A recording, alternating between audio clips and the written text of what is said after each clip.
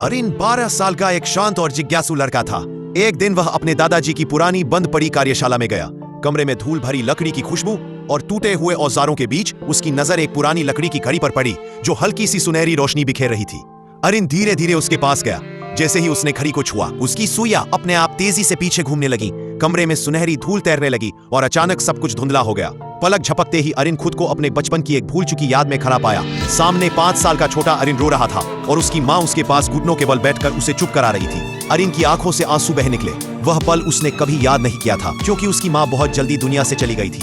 एक झटके में वह वापस कार्यशाला में आ खड़ा हुआ। दिल तेजी से धड़क रहा था। अगले कुछ दिनों तक वह घड़ी का इस्तेमाल करके कई भूली हुई यादों में गया। वह दिन जब उसका सबसे अच्छा दोस्त हमेशा के लिए दूर चला गया था।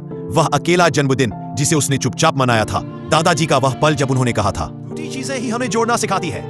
और वह बारिश वाली रात जब उसने एक डरे हुए पिल्ले को बचाया था। हर याद ने उसे समझाया कि छोटे छोटे पल भी व्यक्ति को बड़ा बनाते हैं। लेकिन एक दिन घड़ी की रोशनी पहले से ज्यादा धीमी हो गई। अरिन समझ गया अब सिर्फ एक आखिरी याद बची है। उसने हिम्मत करके घड़ी को छुआ। वह एक अस्पताल के कमरे में पहुंच गया। उसकी मां बिस्तर पर लेटी हुई थी, कमजोर मुस्कान के साथ छोटे अरिन का हाथ पकड़े हुए। वह धीमी आवाज में कह रही थी, मैं हमेशा नहीं रह पाऊंगी, लेकिन तुम्हारा दिल मुझे हमेशा याद रखेगा। अरिन की आंखों से आंसू बह निकले। फिर सब धुंधला हो गया। वह फिर कार्यशाला में था। घड़ी की सुइयां हमेशा के लिए रुक चुकी थी, ठीक उसी समय पर जब उसकी मां इस दुनिया से गई। अरिन ने गहरी सांस ली। अब उसे समझ आया कि यह घड़ी समय को नहीं, इसकी मां को याद रखती थी और अब वह यादें हमेशा उसके साथ रहेंगी।